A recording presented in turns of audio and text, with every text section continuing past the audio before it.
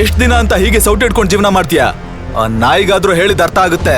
ನೀನೊಬ್ಬ ದಂಡ ಪಿಂಡ, ಗಂಡಸ್ ಜಾತಿಗೆ ಅವಮಾನ ಕಣೋ. ಯಾಕಾದ್ರೂ ನನ್ ಮನೆಗ್ ಬಂದ್ ಸೇರ್ಕೊಂಡ್ಯೋ? ಅನಾಥನಾಗಿದ್ದ ವಿರಾಜ್ ಮಾರ್ಕೆಟ್ ಅಲ್ಲಿ ಒಂದು ಜ್ಯೂಸ್ ಅಂಗಡಿ ಇಟ್ಕೊಂಡು ಜೀವನ ಸಾಗಿಸ್ತಾ ಇದ್ದ. ಅದೇನೋ ಒಂದು ವಿಚಿತ್ರ ಪರಿಸ್ಥಿತಿಗೆ ಕಟ್ಟಿಬಿದ್ದು ಬೆಂಗಳೂರಿನ ಹೆಸರಾಂತ ಬಿಸ್ನೆಸ್ ಫ್ಯಾಮಿಲಿಯಾದ ರಾವ್ ಮನೆತನದ ಒಬ್ಬಳೆ ಮಗಳು ಸುರಭಿಯನ್ನ ಮದ್ವೆ ಆಗಿದ್ದ. ತನ್ನದು ಅಂತ ಇರೋದಕ್ಕೆ ಒಂದು ಜಾಗನೂ ಇಲ್ದೆ ಕೊನೆಗೆ ಹೆಂಡತಿ ಮನೆಯಲ್ಲೇ ಮನೆ ಅಳಿಯನಾಗಿ ಜೀವನ ತಳ್ತಾ ಇದ್ದ ವಿರಾಜ್. ಸುರಭಿ ಅಂತೂ ಗಂಡನನ್ನ ಮನಸ್ಸಾರೆ ಒಪ್ಕೊಂಡು ಜೀವನ ನಡೆಸೋಕೆ ರೆಡಿ ಆಗಿದ್ಲು.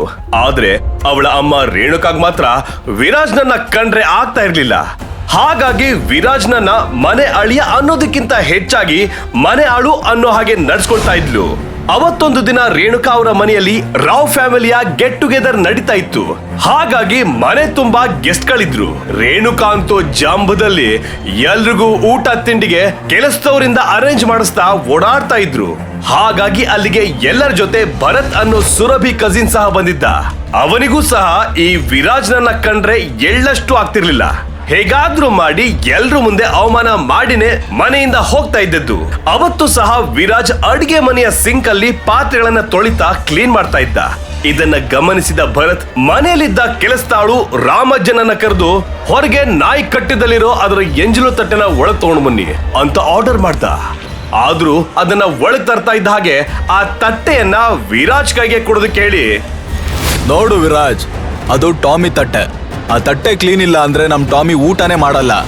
ಸೊ ಸ್ವಲ್ಪ ಕ್ಲೀನ್ ಆಗಿ ವಾಶ್ ಮಾಡ್ಕೊಡು. ಟಾಮಿಗೆ ಊಟ ಟೈಮ್ ಆಯ್ತು ಅಂತ ಸ್ವಲ್ಪ ಜೋರಾಗಿ ಹೇಳ್ತಾ. ಇದನ್ನ ಕೇಳಿಸ್ಕೊಂಡ ಗೆಸ್ಟ್ ಗಳಲ್ಲಿ ಕೆಲವರಿಗೆ ವಿರಾಜ್ನ ಜೀವನ ನಾಯಿ ಪಾಡ್ಗಿಂತ ಏನು ಕಮ್ಮಿ ಇಲ್ಲ ಅಂತ ಬೇಜಾರಾದ್ರೆ, ಇನ್ನು ಕೆಲವರು ಇದನ್ನೆಲ್ಲ ನೋಡಿ ಜೋರಾಗಿ ಗೋಳ್ ಅಂತ ನಗಾಡಿದ್ರು. ಆದ್ರೆ ಗಂಡನಿಗಾಗ್ತಾ ಇರೋ ಅವಮಾನ ನೋಡಿ ಸುರಭಿ ಕಣ್ಣಲ್ಲಿ ನೀರ್ ತುಂಬಿಕೊಳ್ತು. ಅವಳು ಅಲ್ಲಿಂದ ನೇರವಾಗಿ ತನ್ನ ರೂಮ್ ಹೋಗಿ ಡಬ್ ಅಂತ ರೂಮ್ ಡೋರ್ ಹಾಕೊಂಡ್ಲು. ಇದನ್ನೆಲ್ಲ ನೋಡಿದ್ದ ವಿರಾಜ್ಗೆ ಬೇರೆ ಯಾರ ಮಾತುಗಳು ಅಷ್ಟು ನೋವು ತರಿಸ್ಲಿಲ್ಲ.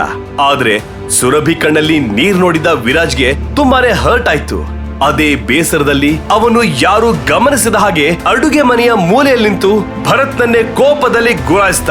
ಅದೇ ಸಮಯಕ್ಕೆ ವಿರಾಜ್ನ ಮೈ ಮೇಲೆಲ್ಲ ಕರೆಂಟ್ ಹರಿದಾಡಿದ ಹಾಗಾಗಿ ನರನಾಡಿಗಳಲ್ಲಿ ಮಿಂಚೊಂದು ಹರಿದಾಡ್ತು. ತಕ್ಷಣ ವಿರಾಜ್ ತೊಳೆಯೋದಕ್ಕಂತ ಇಟ್ಟಿದ್ದ ನಾಯಿ ತಟ್ಟೆ ತನ್ನಷ್ಟಕ್ಕೆ ತಾನು ದೊಡ್ಡದಾಗಿ ಶಬ್ದ ಮಾಡ್ತಾ ಸಿಡಿದು ನೂರ್ಚೂರಾಗಿ ನೆಲದ ತುಂಬೆಲ್ಲ ಹರಡ್ಕೊಳ್ತು.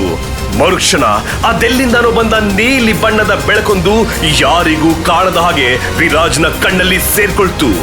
ಅಲ್ಲಿ ಆದ ಆ ಶಬ್ದಕ್ಕೆ ಇಡೀ ಮನೆ ಒಂದು ಕ್ಷಣ ನಿಶಬ್ದವಾಯ್ತು. ಅಲ್ಲಿ ಆ ಘಟನೆಯಿಂದ ಎಲ್ಲರೂ ಬೇಗ ಬೇಗ ಪಾರ್ಟಿ ಮುಗಿಸಿ ತಮ್ಮ ತಮ್ಮ ಮನೆಗಳಿಗೆ ಹೊರಟೋದ್ರು. ಹೀಗೆ ದಿನಗಳು ಮುಂದೆ ಹೋಗ್ತಾ ಇದ್ವು. ಅವತ್ತೊಂದು ದಿನ ವಿರಾಜ್ನ ಅತ್ತೆ ಗಾರ್ಡನ್ ಏರಿಯಾದಲ್ಲಿ ತನ್ನ ಫ್ರೆಂಡ್ಸ್ ಜೊತೆ ಕಾಫಿ ಕುಡಿತಾ ಹರಟೆ ಹೊಡಿತಾ ಕೂತಿದ್ಲು. ಅದೇ ಟೈಮ್ಗೆ ಗಾರ್ಡನ್ ನ ಮೂಲೆಯಿಂದ ದೊಡ್ಡ ನಾಗರಹ ಒಂದು ತನ್ನ ಬೇಟೆಗಾಗಿ ಕಾಯ್ತಾ ಇರೋ ಹಾಗೆ ಹೆಡೆ ಬಿಚ್ಚಿ ನಿಂತಿತ್ತು.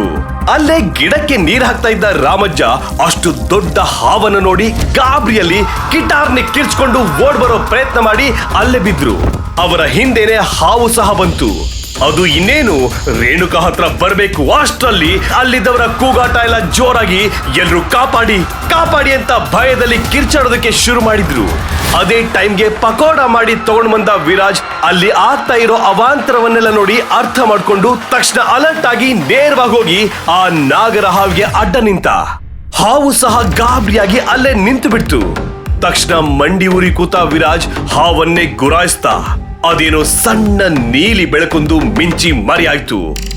ನಿಧಾನವಾಗಿ ತನ್ನ ಹಣೆಯನ್ನ ಹಾವಿನ ಹೆಡೆ ತಾಕ್ಸಿ ಅದೇನೋ ನಿಧಾನವಾಗಿ ಪಿಸುಗುಟ್ಟಿದ. ಹಾವು ಸಹ ಅವನ ಮಾತು ಅರ್ಥ ಆಯ್ತು ಅನ್ನೋ ಹಾಗೆ ಹೆಡೆ ಇಳಿಸಿ ಕೆಲವೇ ಸೆಕೆಂಡ್ಗಳಲ್ಲಿ ಆ ಜಾಗ ಬಿಟ್ಟು ಹೊರಟೋಯ್ತು. ಇದನ್ನೆಲ್ಲ ನೋಡಿದ್ದ ರಾಮಜ್ಜ ವಿರಾಟ್ಗೆ, ಬುದ್ಧಿ, ಇವತ್ತು ನೀವು ನಮ್ಮೆಲ್ಲರ ಜೀವ ಕಾಪಾಡಿದ್ರಿ ಅಂತ ಹೇಳ್ತಾ ಕೈ ಮುಗಿದ್ರು. ಆದ್ರೆ ಅಲ್ಲಿದ್ದ ಲೇಡೀಸ್ಗೆ ಮಾತ್ರ ಈ ವಿರಾಜ್ ಹೇಗೆ ಅಂತ ವಿಷ ಸರ್ಪವನ್ನ ಎದುರಿಸಿ ನಿಂತ, ಅದು ಯಾಕೆ ಇವನ್ ಮಾತು ಕೇಳ್ತು ಅನ್ನೋ 10 ಪ್ರಶ್ನೆಗಳು ಕಾಡ್ತಾನೆ ಇದ್ದವು. ವಿರಾಜ್ ಮಾತ್ರ ನಗ್ತಾ ಮನೆ ಕೆಲಸ ಮಾಡೋಕೆ ಒಳಗೋದ. ಹೀಗೆ ವಿರಾಜ್ನ ಜೀವನದಲ್ಲಿ ಏನೇನೋ ವಿಚಿತ್ರಗಳೇ ನಡೀತಾ ಇದ್ವು. ಇದೆಲ್ಲದರ ಮಧ್ಯೆ ವಿರಾಜ್ ತನ್ನ ಅತ್ತೆ ಮನೆಯವರಿಗೆಲ್ಲ ತಾನೇ ಪ್ರೀತಿಯಿಂದ ಅಡಿಗೆ ಮಾಡಿ ಬಡಿಸ್ತಾ. ಅದನ್ನೆಲ್ಲ ತಿಂದ ಮನೆಯವರೆಲ್ಲ ವಿರಾಜ್ ಕೈ ರುಚಿ ತುಂಬಾ ಚೆನ್ನಾಗಿದೆ ಅಂತ ಬಾಯಿ ತುಂಬಾ ಹೊಗಳಿದ್ರು. ಆದ್ರೆ ವಿರಾಜ್ನ ಅತ್ತೆ ರೇಣುಕಾ ಮಾತ್ರ ವಿರಾಜ್ನ ಕರೆದು ಫುಲ್ ಡ್ರಾಮಾ ಮಾಡ್ತಾ, ನಿನ್ ಕೈಲ್ ಬೇರೆ ಏನಾಗ್ಲಿಲ್ಲ ಅಂದ್ರೂ ಪರವಾಗಿಲ್ಲ, ಆದ್ರೆ ಮುಸ್ರೆ ಚೆನ್ನಾಗ್ ತಿಕ್ತೀಯ. ನೀನ್ ಇದಕ್ಕೆ ಫಿಟ್. ಇವತ್ತು ನಿನ್ನಿಂದಾಗಿ ನಮ್ಮ ಮನೇಲಿ ಎಲ್ರೂ ಖುಷಿಯಾಗಿದ್ದಾರೆ. ಹಾಗಾಗಿ ನಾನ್ ನಿನ್ಗೊಂದು ಒಳ್ಳೆ ಗಿಫ್ಟ್ ಕೊಡ್ಲೇಬೇಕು. ತಗೋ, ಹಿಡ್ಕೋ ಅಂತ ಹೇಳ್ತಾ ₹2 ಕಾಯಿನ್ ಅನ್ನ ಮನೆಯವ್ರ ಮುಂದೆನೆ ವಿರಾಜ್ ಮುಖದ ಮೇಲೆ ಎಸೆದ್ಲು. ರೇಣುಕಾ ಬುದ್ಧಿ ಗೊತ್ತಿದ್ರಿಂದ ಯಾರು ಏನು ಮಾತಾಡೋ ಧೈರ್ಯ ಮಾಡ್ಲಿಲ್ಲ. ಭರತ್ ಮಾತ್ರ ಅವನ್ ಯೋಗ್ಯತೆಗೆ ಇದು ಜಾಸ್ತಿನೇ ಅಂತ ಹೇಳಿ ಜೋರಾಗಿ ನಗಾಡಿ ಒಳಗೋದ. ಇದರಿಂದ ವಿರಾಜ್ಗೆ ತುಂಬಾನೇ ಅವಮಾನ ಆಯ್ತು. ಅವತ್ತು ರಾತ್ರಿ ಪೂರ್ತಿ ವಿರಾಜ್ಗೆ ಸರಿಯಾಗಿ ನಿದ್ದೆನೆ ಬರ್ಲಿಲ್ಲ. ಅವನು ಆ ಕಾಯಿನ್ ಅನ್ನ ತನ್ನ ಎದೆಗೆ ಒತ್ತಿ ಹಿಡ್ಕೊಂಡು ಯೋಚಿಸ್ತಾ ತನ್ನ ರೂಮಲ್ಲಿ ಕೂತ. ತಕ್ಷಣ ಏನೋ ನೆನಪಾದವ್ರ ಹಾಗೆ ಫೋನ್ ತಗೊಂಡು ಯಾರಿಗೋ ಏನೋ ಮೆಸೇಜ್ ಮಾಡಿ ಸಣ್ಣದಾಗಿ ಸ್ಮೈಲ್ ಕೊಟ್ಟು ನೆಮ್ಮದಿಯಲ್ಲಿ ನಿದ್ದೆ ಮಾಡ್ದ. ನೆಕ್ಸ್ಟ್ ಡೇ ರಾವ್ ಫ್ಯಾಮಿಲಿಯ ಬಂಗ್ಲೆಯಲ್ಲಿ ಎಲ್ರು ಕಾಫಿ ಕುಡಿತಾ ಕೂತಿರ್ಬೇಕಾದ್ರೆ ಸುರಭಿ ಆಫೀಸಿಂದ ಒಂದು ಕಾಲ್ ಬಂತು.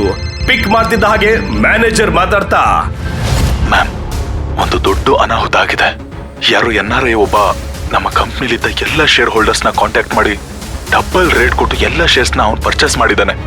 ಸೊ ಇವಾಗ ಅವನ ಕೈಯಲ್ಲೇ 40% ಶೇರ್ಸ್ ಇರೋದ್ರಿಂದ ಕಂಪ್ನಿಯ ಪವರ್ ಎಲ್ಲ ಅವನ್ಗೆ ಹೋಗುತ್ತೆ. ಬೇಗ ಏನಾದ್ರೂ ಮಾಡಿ ಮೆಜಾರಿಟಿನ ಪ್ರೂವ್ ಮಾಡ್ಲಿಲ್ಲ ಅಂದ್ರೆ ಕಂಪನಿ ಕೈ ತಪ್ಪು ಹೋಗುತ್ತೆ ಮ್ಯಾಮ್ ಅಂತ ಹೇಳಿದಾಗ ಸುರಭಿಗಂತೂ ದಿಕ್ಕೇ ತೋಚದಾಗಾಯ್ತು. ಈ ವಿಷಯ ಗೊತ್ತಾಗ್ತಾ ಇದ್ದ ಹಾಗೆ ರೇಣುಕಾಂತೂ ಇವಾಗ ಏನ್ ಮಾಡೋದು ಅಂತ ತಲೆ ಮೇಲೆ ಕೈ ಹೊತ್ಕೋತ್ಲು. ಇದನ್ನೆಲ್ಲ ನೋಡಿದ್ದ ಭರತ್ ರೇಣುಕಾ ಹತ್ರ ಬಂದು, ನಾನೇನಾದ್ರೂ ಮಾಡೋಕ್ಕಾಗುತ್ತಾ ನೋಡ್ತೀನಿ, ಯಾರು ಟೆನ್ಷನ್ ಮಾಡ್ಕೊಳ್ಬೇಡಿ ಅಂತ ಹೇಳಿ ಅರ್ಜೆಂಟ್ ಅಲ್ಲಿ ಅಲ್ಲಿಂದ ಹೊರಟೋದ. ಇದನ್ನೆಲ್ಲ ನೋಡಿದ ವಿರಾಜ್ ತನ್ನ ಜೇಬಿನಿಂದ ಅತ್ತೆ ಕೊಟ್ಟ ಕಾಯಿನ್ ತೆಗೆದು ಸ್ಟೈಲ್ ಆಗಿ ಟಾಸ್ ಹಾಕಿ ಮತ್ತೆ ಜೇಬಲ್ಲಿ ಇಟ್ಕೊಂಡು ಕಣ್ಣು ಮಿಟುಕಿಸಿ ನಕ್ಕ. ಇದೇ ಗಡಿಬಿಡಿಯಲ್ಲಿ ಎಲ್ಲರ ಜೀವನ ಮುಂದೆ ಹೋಗ್ತಾ ಇತ್ತು. ಅವತ್ತೊಂದು ದಿನ ವಿರಾಜ್ನ ಮುದ್ದಿನ ಹೆಂಡತಿ ಸುರಭಿ ಏನೋ ಡಾಕ್ಯುಮೆಂಟ್ಗೋಸ್ಕರ ಇಡೀ ಮನೆಯೆಲ್ಲ ಹುಡ್ಕಾಡ್ತಾ ಇದ್ಲು. ಆಗ ವಿರಾಜ್ ಕಬೋರ್ಡ್ ನಲ್ಲೇನಾದ್ರೂ ಇಟ್ಟಿದ್ದೀನ ನೋಡ್ಬಿಡ್ತೀನಂತ ಅವನ ಬಟ್ಟೆ ಇದ್ದ ಜಾಗದಲ್ಲೆಲ್ಲ ತಡ್ಕಾಡಿದ್ಲು. ಆಗ ಕಬೋರ್ಡ್ ಒಳಗೆ ಒಂದು ಬ್ಲಾಕ್ ಅಂಡ್ ವೈಟ್ ಫೋಟೋ ನೆಲದ ಮೇಲೆ ಬಿತ್ತು. ಅದು ಬ್ಲರ್ ಆಗಿದ್ರಿಂದ ಅದು ಯಾರ ಫೋಟೋ ಅಂತ ಗೊತ್ತಾಗ್ತಾ ಇರ್ಲಿಲ್ಲ. ಆದ್ರೆ ಅದೊಂದು ಲೇಡಿ ಫೋಟೋ ಅನ್ನೋದು ಮಾತ್ರ ಕ್ಲಿಯರ್ ಆಯ್ತು ಸುರಭಿಗೆ. ಅರೆ, ಇದ್ಯಾರಿರ್ಬೋದು ಅಂತ ನೋಡ್ತಾ ಫೋಟೋವನ್ನ ತಿರುಗಿಸ್ ನೋಡಿದ್ಲು.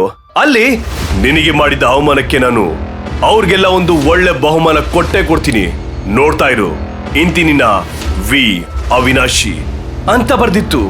ಅದನ್ನ ನೋಡಿದ ಸುರಭಿ ಏನು ಅರ್ಥ ಆಗದೆ ವಿರಾಜ್ನನ್ನ ಪ್ರಶ್ನೆ ಮಾಡೋಕ್ಕೂ ಆಗದೆ ಫೋಟೋ ಅಲ್ಲೇ ಇಟ್ಟು ಸುಮ್ನಾದ್ಲು. ಆದ್ರೆ ಅವಳ ತಲೆಯಲ್ಲಿ ಪ್ರಶ್ನೆಗಳು ಮಾತ್ರ ಹಾಗೆ ಉಳಿದುಕೊಂಡವು. ಇತ್ತ ಕಂಪನಿ ಸಮಸ್ಯೆ ಕಡಿಮೆ ಆಗದೆ ಸುರಭಿ ಮಾತ್ರ ದಿನದಿಂದ ದಿನಕ್ಕೆ ಸೊರಗ್ತಾ ಇದ್ಲು. ಇದನ್ನ ನೋಡಿದ ವಿರಾಜ್ ಅವತ್ತು ಬೆಳಿಗ್ಗೆ ಎದ್ದ ಹಾಗೆ ಬಾಲ್ಕನಿ ಹೋಗಿ ಅದ್ಯಾರಿಗೋ ಕಾಲ್ ಮಾಡಿ, ನಾನು ಹೇಳಿದ ಕೆಲ್ಸ ಇವಾಗ್ಲೇ ಆಗ್ಬೇಕು ಅಂತ ಆರ್ಡರ್ ಮಾಡ್ದ. ಅದಾಗಿ ಸ್ವಲ್ಪ ಹೊತ್ತಿಗೆ ಸುರಭಿಗೆ ಕಾಲ್ ಮಾಡಿದ manager, ma'am, company problem solve ಆಗಿದೆ, ಕಶ್ಯಪ್ ಗ್ರೂಪ್ ಅವರು ಹೆಲ್ಪ್ ಮಾಡಿದ್ರು ಅಂತ ಹೇಳಿದಾಗ ಖುಷಿಯಾದ ಸುರಭಿ ಮನೆಯವ್ರಿಗೆಲ್ಲ ಈ ವಿಷಯ ಹೇಳಿ ಅದೇ ಖುಷಿಯಲ್ಲಿ ಕೆಲಸದವ್ರಿಗೆ ಶಾವಿಗೆ ಪಾಯಸ ಮಾಡೋಕ್ ಹೇಳಿದ್ಲು.